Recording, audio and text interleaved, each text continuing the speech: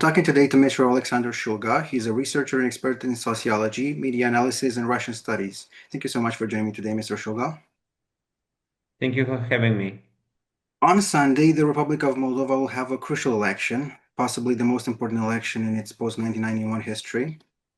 And the Kremlin regime is primed to influence, manipulate, and force a political capture of the country, as we have seen from the numerous attacks that have happened the past weeks and months. My first question for you is, how is this election seen in Ukraine, and what it would mean for the war effort of Ukraine against Russia if Russia manages to capture Moldova?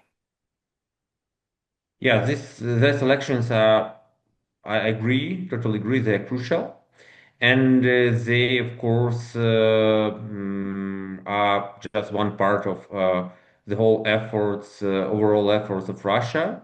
From one hand, to encircle Ukraine with hostile regimes. For example, they managed to do that with itself, with Russia, with Belarus, which is also a little Russia as of now. Unfortunately, also we can name in this list, unfortunately, Hungary with its pro-Russian regime and Slovakia. And of course, if it will be one more country as Moldova, that would be great. So if they will manage to, so I would say mm, I would say total success would be to uh, mm, to to do with Moldova something similar to Belarus. So to do to so to just to have like second Belarus or southern Belarus, or less success but still a success. It will be to make northern Georgia from Moldova. So it's not totally pro-Russian, but I would say more pro-Russian government and of course anti-European government in its efforts. So of course stakes are very high. And another very important part of the whole picture is that uh, that elections would be an example that Russia still can use non-kinetic, non-violent, not so violent, I would say, not completely non-violent, but not so violent tools and approach like in Ukraine.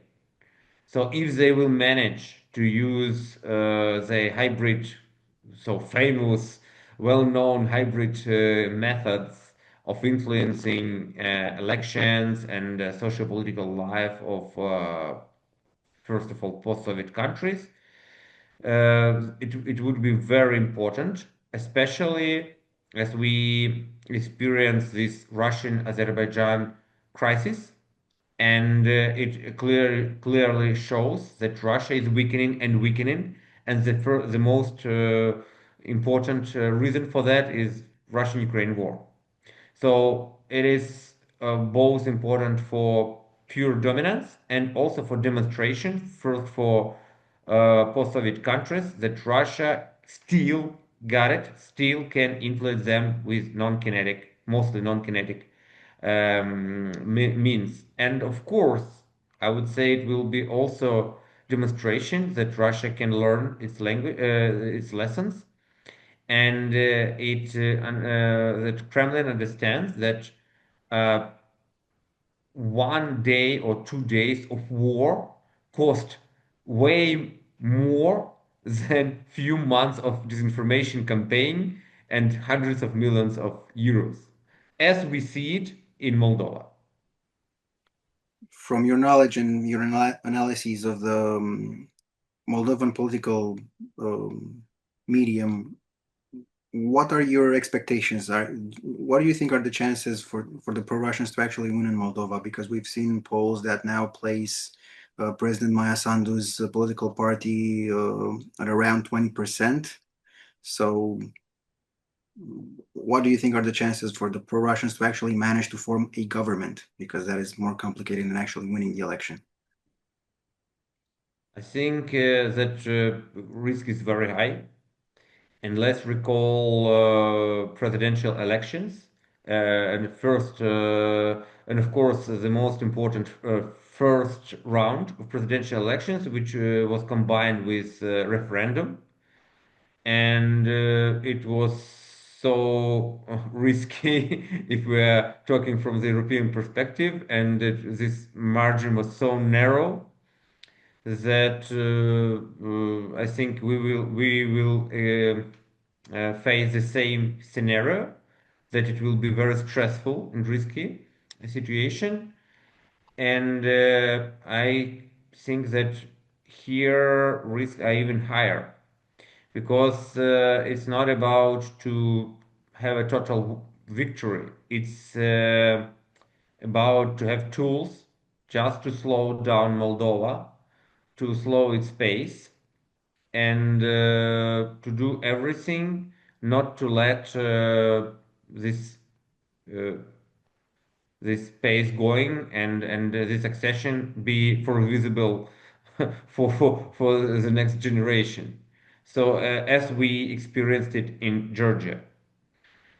So I think this election is really crucial, and we can see it, for example, if we are talking about pre-election situation. Now we all are focused on Moldova. I mean, journalists, experts, academia, politicians. For example, our institution, together with Moldovan colleagues, we conducted pre-election monitoring of Russian attempts to interfere elections, to shape the environment in which the elections will take place. And we started this monitoring during this monitoring was conducted during May and June of this year. So it was like few months before the start of the official campaign. And we conducted weekly monitoring of Russian attempts to interfere elections, which narratives they pushed, which politicians they promoted. And we can say that way before the start of this official election campaign, they used a lot of resources, they spent a lot of money to promote certain politicians, certain forces, and certain narratives. And we can see from these indicators that Russian propaganda, Russian special services, Kremlin uh, in general, they took these elections very seriously. And we will see the climax culmination in a few days. How will Ukraine react if the pro-Russian parties do manage to secure a win in this election? And I mean both politically and militarily, because there's probably going to be a military component to the Russians winning this election. Uh, I don't think that I can talk about military component, because Moldova is a sovereign country and Ukraine is suffering from military aggression. So I don't think that Ukraine will conduct the same with its neighbor. Ukraine is not Russia. Our president even wrote such a book, named such a book. So we don't use as means. But of course, politically and from the security perspective, we should react.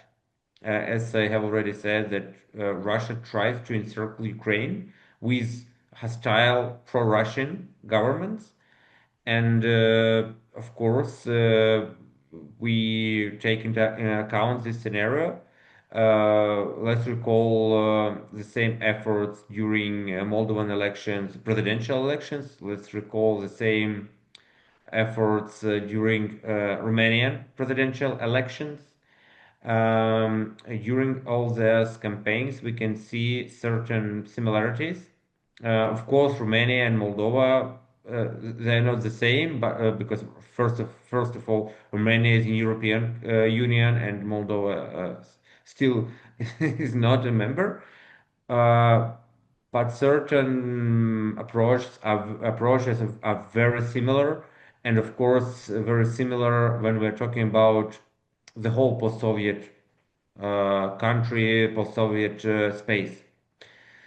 And of course, our counter actions are very similar what we do in Ukraine. It will be relevant for Moldova, but of course, strictly as advisor, consultancy, but not like a brutal force, of course. But still, I think this risk, what we're talking about, it is obvious not only for Ukraine, not only for Moldova, but also for European leaders. And it wasn't a coincidence that many of them visited Moldova on the eve of the elections to show their support. But still, there should be, we should expect harsh, strong movements from the European countries if necessary. Russia always exploits democracy, its values, its algorithms, its approach against the democracy, against the democratic states. So in Romania, we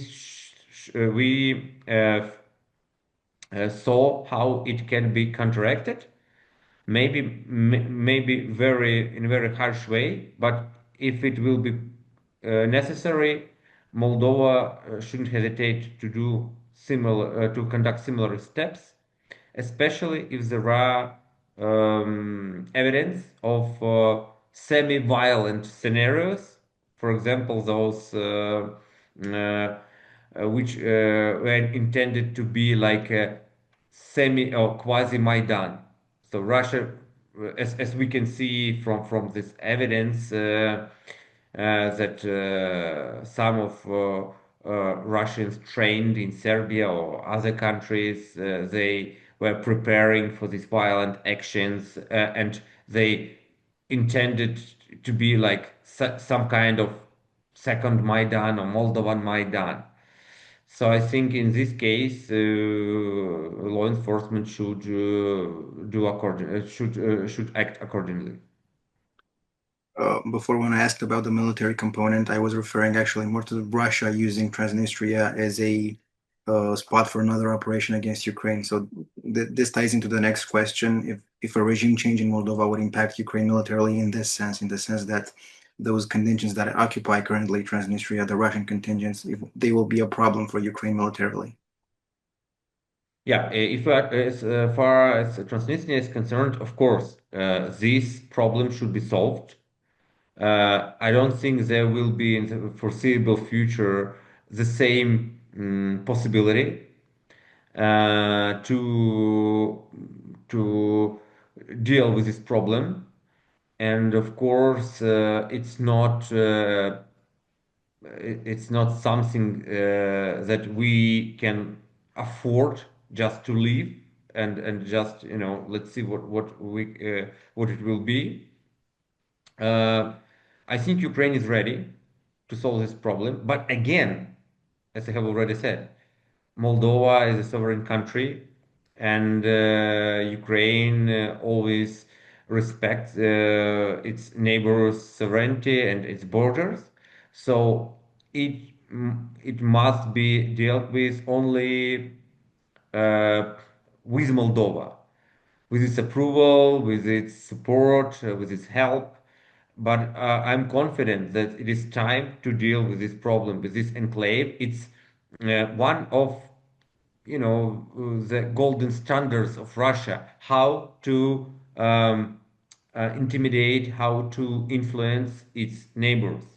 First, exploiting the fear of war. The second, the problem of frozen conflicts.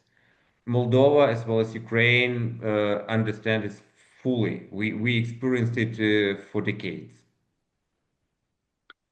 How it would affect Ukraine's path to EU integrations? We know that the two countries are part of the same enlargement package, so probably Moldova following will affect Ukraine in some ways. So how do you think that will play out? Yeah, we very serious efforts uh, to slow down this enlargement and accession of Ukraine and Moldova, and from using different means. For example, Hungary, its regime is blocking Ukraine and its pace, slowing down its pace. So they try to separate this package to separate it only for Ukraine and only for Moldova. And if it is possible to slow both countries separately. As experience of other countries, already members of the EU, shows us and teaches us that enlargement packages have more chances to succeed for success than just single countries. So I think it's both interest of Ukraine as well as Moldova to move together simultaneously and not to be slowed down by our neighbors, by our other formal reasons to do that. And I think it is the best interest not only for those both countries, but the whole European Union as well. Do you think Ukraine's EU talks and accession discussions could be stalled if Moldova if Moldova gets a pro-Russian regime after this election? There's still President Sandu, but the government will be. I think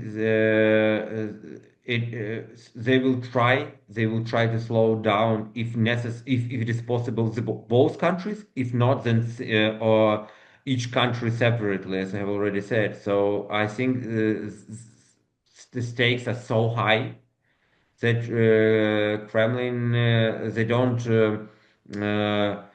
hope only for one approach. They don't rely only on one way. They try multidimensional approach, and actually, as of now, they have partial success. For example, slowing down Ukraine, absolutely pro-Russian position of Hungarian regime. Also, this situation around the elections in Moldova and this risk of it's not. I don't think that we can even name them pro-Russian because they will name themselves as Moldovan patriots, and we are pro-Moldovan. We are not pro-Russian. We are not pro-European. But the main thing that they will be anti-European. That is the case. It's not about naming themselves as pro-Russian. They can wait for it for 5, 10 years. The main thing is Euroscepticism. The main thing is to slow down European integration. And then you can call them whatever you want. That is the main risk. You spoke about Hungary before, and right before we set up this interview, there was this piece of news that Donald Trump called the Hungarian Prime Minister Viktor Orbán and asked him to stop buying Russian oil. Do you think there is a chance that Donald Trump could finally convince Viktor Orbán to stop being pro-Russian and stop financing Russia's war machine?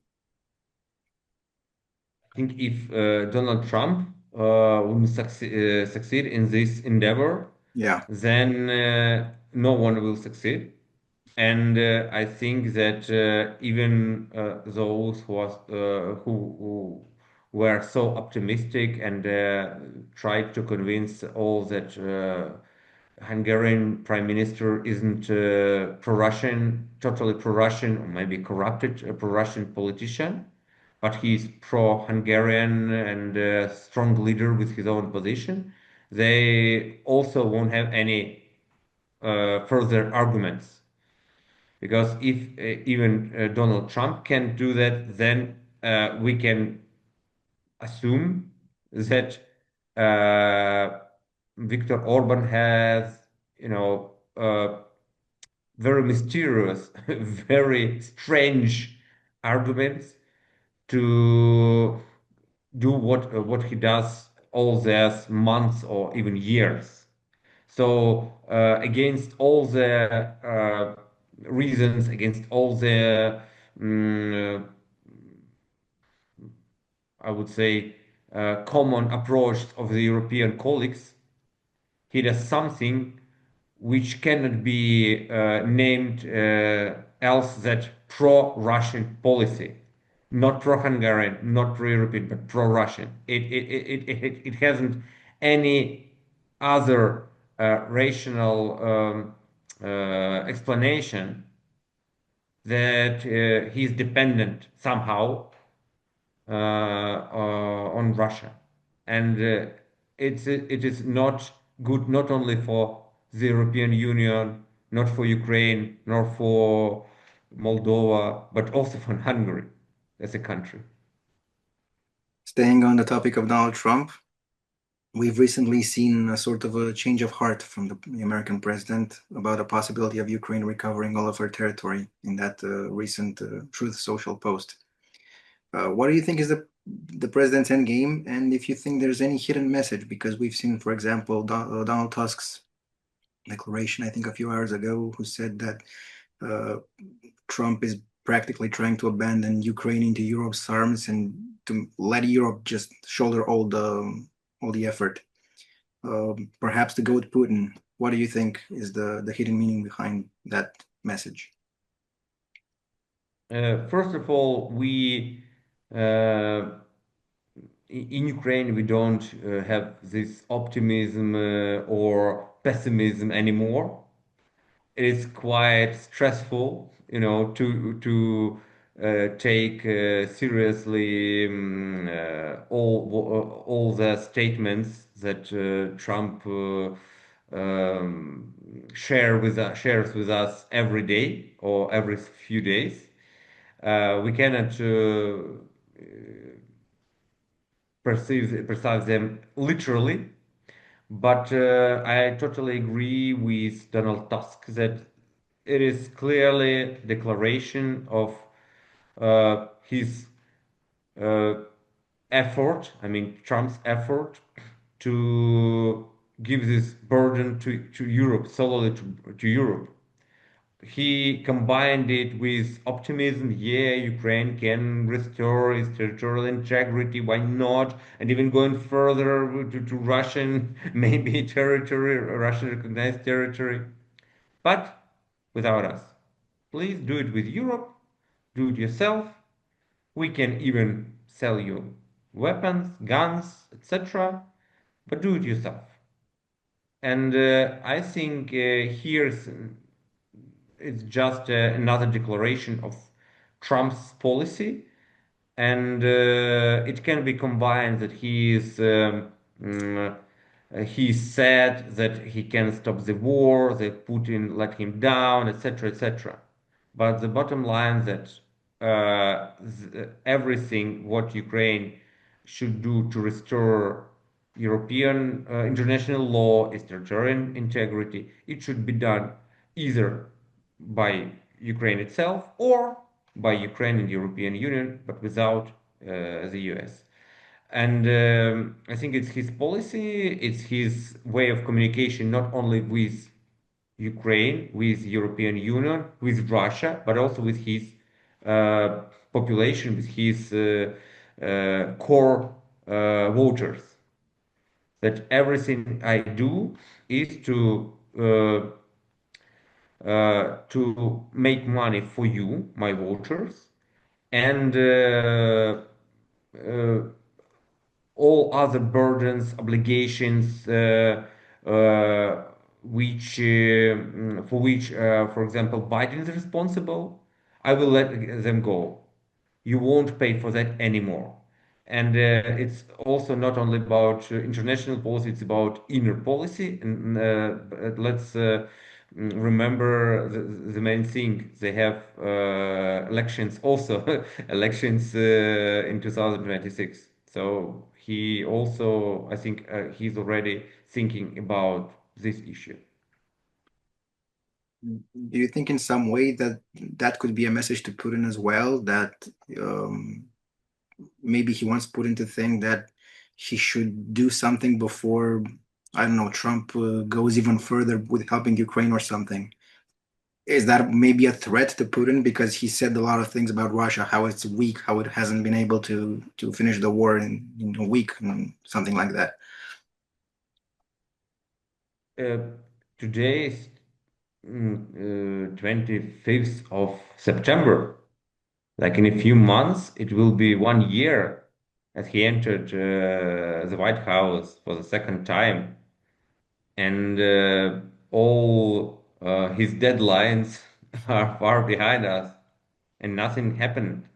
And even more, Putin he's preparing for more barbaric actions such as attacks on critical infrastructure, and those pictures will be ugly. There will be dead civilians, dead children, people frozen. It's what could be in a few months, or in a few weeks. And again, it will show not how Europe isn't prepared for the war, but also that Trump is not a big deal, that he cannot affect Putin, he cannot prohibit something to Russia. And actually, Russian propaganda started to act in this way. Who are you to prohibit something for us, to Russia? And it was a reaction of, for example, top propagandist Solovyov, as a reaction on Trump's statements, recent statements. So I think that it is also about Trump's image as a strong leader, tough guy, big boss who can order and who can say how it happens. And also, he always leaves a room for negotiations. He always leaves this door open because I think his main attitude, I mean Trump's attitude, that in a few months or even maybe a year, this phase of this war will be over, but business opportunities should be possible, still possible. So it's not his war, and he's frank about that. And he's not involved in human or moral level. So he thinks about it strictly as business. So he doesn't want that this war, which is I think he really believes that it is not his war. He's not responsible for that. So he doesn't want that this war interferes his future business endeavors. So we should, accept it, accept his attitude, and do according and act accordingly. This is going to be my last question. I want to talk a bit about the drones that last week invaded Polish airspace, Romanian airspace, Estonian airspace. What do you think is Russia's endgame in regards to this invasion of NATO airspace? Do you think they are probing, seeing if they could start a war with NATO, or is it just provoking the European nations? I think both, because always what we see, what we experience, that Russia first it starts with provoking, with pushing the limits, and then, if it is possible, they're going further and further and further, and it leads to something more serious than these provocations. And until it is stopped. So unless it is they face strong reaction, harsh reaction, they will go further. It it is the whole history of Russian uh, state in different forms, the form of empire, Soviet Union, or a recent form of Russian Federation. It shows clearly this pattern. Uh, I think that this mm, period, it is a gray arena. This like this black swan. You can't predict black swan. That is why they're black swans. But a gray arena is that something which is obvious, everyone knows that it will happen, but no one does something about that. So everyone, I think, even me, even myself, we were talking about escalation, that Russia will conduct such steps, and it is obvious. So they will use drones because they don't need even the gray men, little green men, like in Crimea, and they have thousands of these drones produced monthly. Why not to share a few dozens with Romania or Poland or Estonia?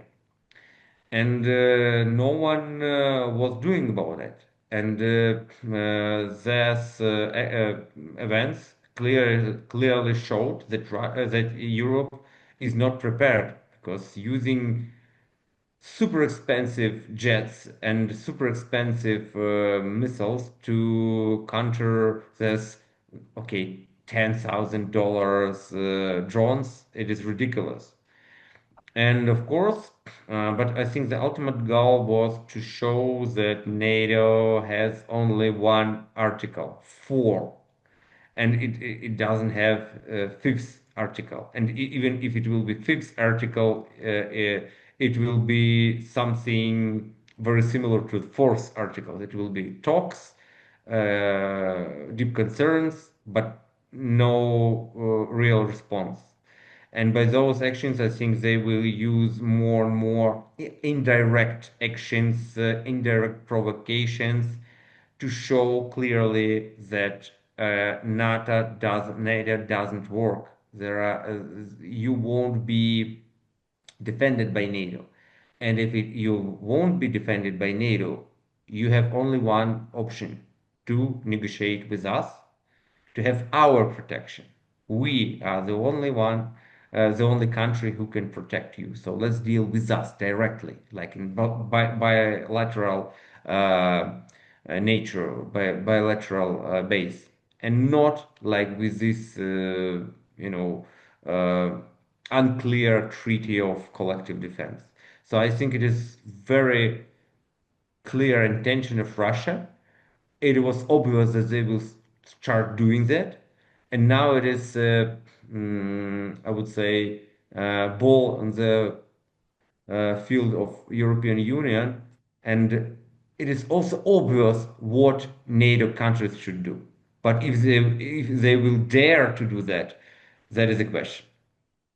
And it is also clear option of indirect answer of NATO countries. If you don't dare to respond, you have someone who dares. It is Ukraine. And if you dare to respond with weapons which are in hand, by your own hand, so for this construction, you can hand it to Ukraine, and we will be glad to do that for you if you don't dare. If you dare to destroy those jets interfering your air space, or you dare to destroy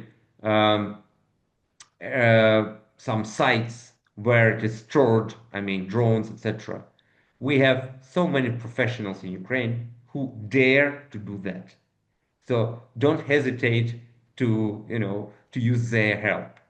Just provide them some material resources, I mean, weapons, etc., etc. We will tell you more about what should be done, and that is a problem. It is. I always recall this construction of by proposed by maybe Fukuyama, that America is a superpower, but they hesitate to use its superpower. So Europe is also a superpower. You don't need you shouldn't hesitate to use your superpower when it is needed. And now it is time. Thank you very much, Oleksandr, for your answers and for your insights.